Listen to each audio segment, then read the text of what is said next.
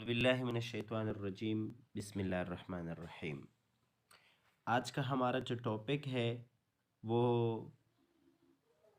BSN generic की third year sex semester के एक सब्जेक्ट बिहेवियरल साइकोलॉजी के बारे में है। चैप्टर का नाम है heredity, environment and behaviour.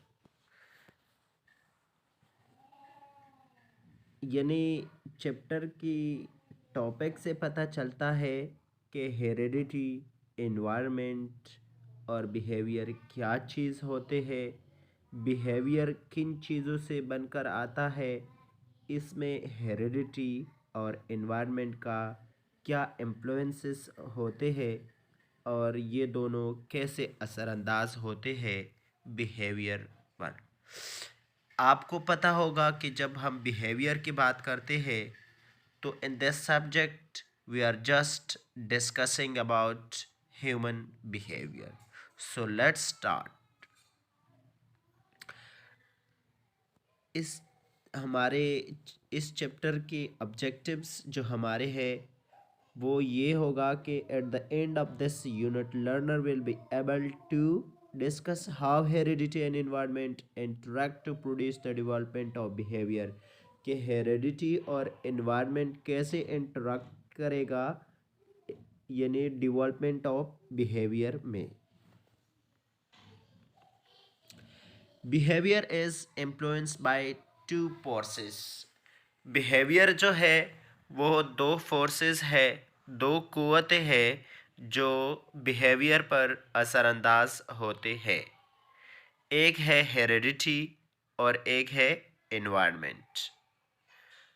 The biological and psychological characteristics which are transmitted by the parents to their offspring are known by the name of heredity. Heredity is the other word, a biological process of transmission of certain traits. यहाँ पर हम heredity के बारे में पढ़ते हैं कि heredity क्या चीज़ होते हैं।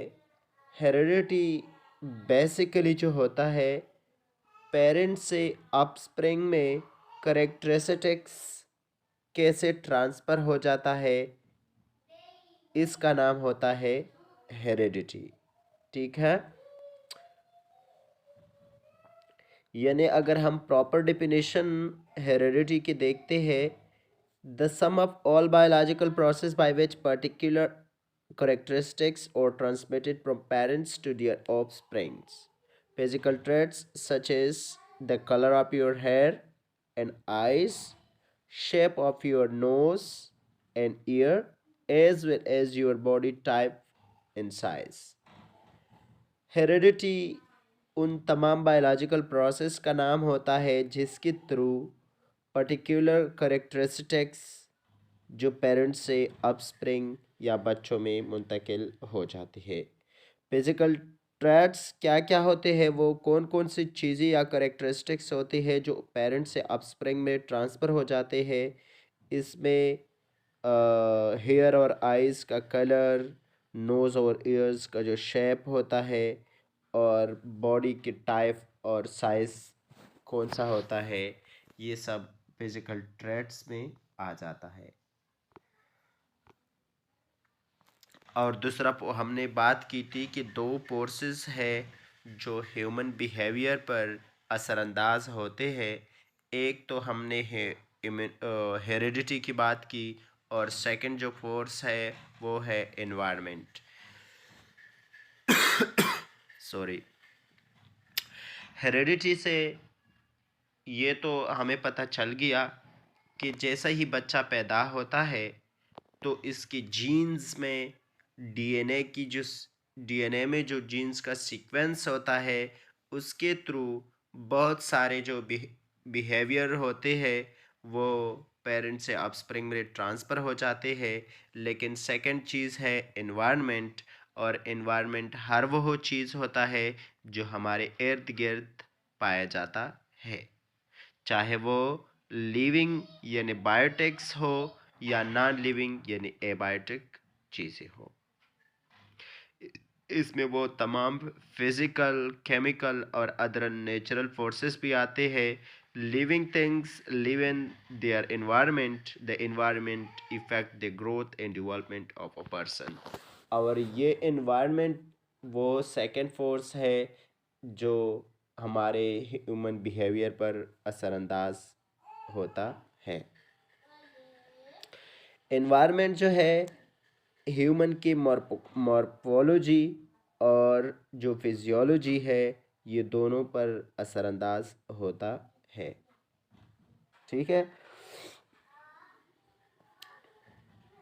फॉर एग्ज़ाम्पल अगर हम बात करते हैं कि हेरेडिटी की, अगर हम आइडेंटिकल ट्विंस या जो होमोजाइगोटिक ट्विंस होते हैं उनकी बात करता है, तो जो आइडेंटिकल ट्विंस होते हैं वो सेम ओम जो फर्टिलाइज होता है और इससे जो बच्चे जो दो एक जैसे बच्चे जन्म लेते हैं, हेरिडिटी तो दोनों में एक जैसा ट्रांसफ़र होगा।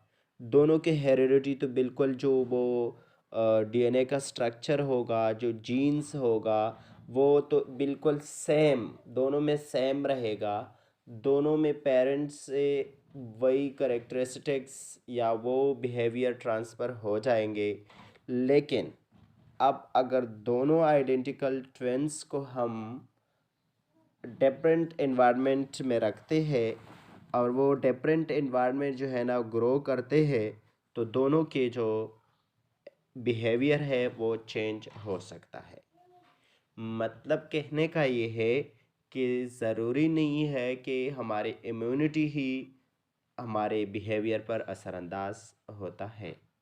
सेकंड चीज़ एनवायरनमेंट है जो ह्यूमन बिहेवियर पर असरअंदाज होता है। और वो इसलिए मैं आपको फॉर एग्ज़ाम्पल बताता हूँ कि वो आइडेंटिकल ट्विंस में से एक का अगर हम किसी एजुकेशनल एक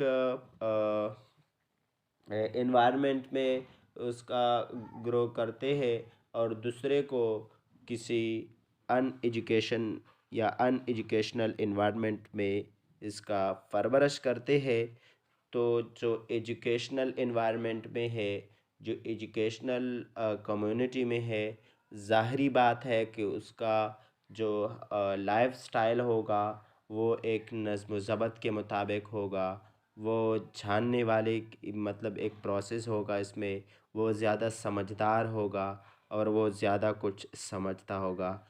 इसके मुकाबले में वो आइडेंटिकल ट्विन में से वो बच्चा जो हमने अनएजुकेशनल एक एनवायरनमेंट में रखा है, वो ज़ाहिरी बात है कि उसके साथ ना तो एजुकेशन का एनवायरनमेंट नहीं होता है, तो ना तो वो कुछ सीखेगा। वो जो जिस एनवायरनमेंट में वो रखा है मतलब इलिटरेट लोगों के साथ वो भी उसी तरह बढ़ जाएगा। तो सिर्फ हेरिडिटी इन्वॉल्व नहीं है ह्यूमन बिहेवियर मतलब डेवलप करने में। एनवायरनमेंट का भी एक अहम रोल है। सो ये था हमारा आज का टॉपिक। इंशाल्लाह नेक्स्ट टॉपिक के साथ फिर हाज़िर होंगे। तब तक अल्लाह हाफ़िज़।